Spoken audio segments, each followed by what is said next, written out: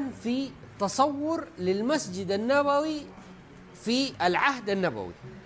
أنا هنا في المنبر النبوي بالضبط، ال3 درجات بالضبط، الرمانتين زي ما هو موجود، ال3 دي كل ده، والرمانتين هذه كلها موجودة في كتب السيرة النبوية. الحرم أو المسجد النبوي كان 3 أقسام. هنا القسم المغطى اللي في البداية، وهنا القسم المكشوف في النص، وهنا أهل الصفة. هنا أهل الصفة. طبعا أنت لما تيجي المتحف هنا في موسوعة لاسطوانات المسجد النبوي، موسوعة لأعظم منبر في الدنيا، وموسوعة للحجرة النبوية الشريفة. طبعا شوف، هذه اسطوانة السيدة عائشة، وهذه اسطوانة التوبة. زي ما تلاحظوا المسجد النبوي أساسه من الحجارة البركانية السوداء، وجدرانه من اللبن، أعمدته من جذوع النخل، وسقفه من جريد النخل. إخواننا، المكان اللي أنا فيه في شخص دكتور ناصر القرشي الزهراني قعد 18 سنة عايش بين الكتب، حتى صار يرقم الأقلام من كتر ما يكتب. الشيخ ناصر خلاصة حياته وقرايته في القرآن والسنة والسيرة النبوية وكتب التاريخ طلع بالخلاصة دي اللي احنا نشوفها قدام عيننا.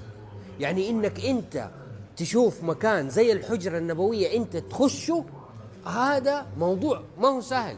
انك انت تخش مكان هو المسجد النبوي في عهد الرسول صلى الله عليه وسلم ما هو موضوع سهل.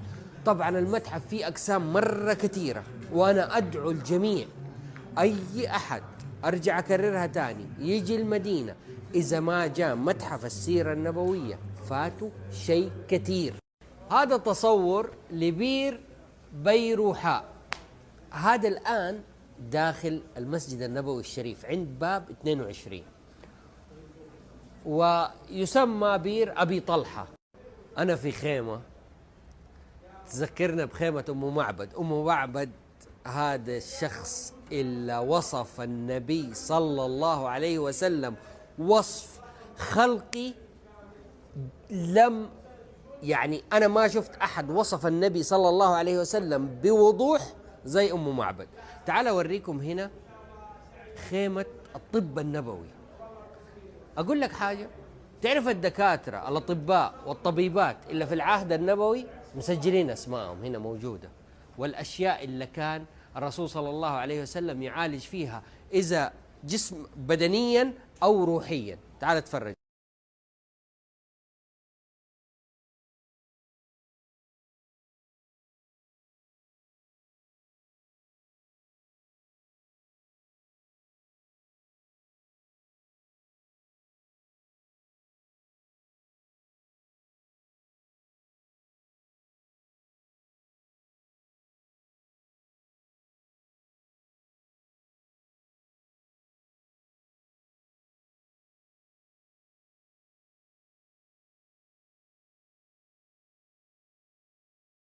هنا وصف الأدوات اللي كان يستخدمها النبي صلى الله عليه وسلم تقريبيا. هذه القصعة، هذا القدر.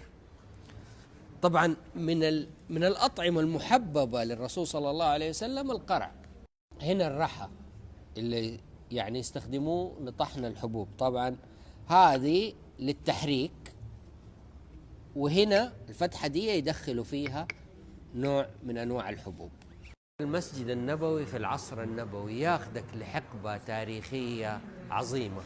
وهنا أنا أمام المسجد النبوي الشريف في العصر السعودي.